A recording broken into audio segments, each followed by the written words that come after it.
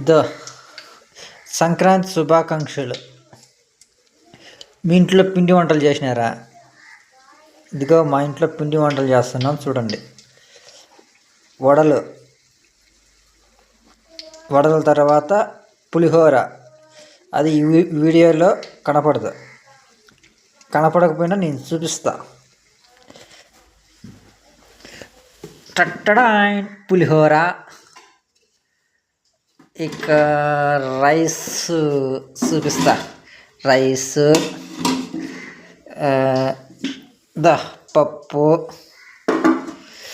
పప్పు అయిపోయినాక పాయసం. ఇది నిన్నటి దోశ పిండి, పితకపప్పు దోశ. మా రాయలసీమ ప్రాంతంలో పితకపప్పు దోశ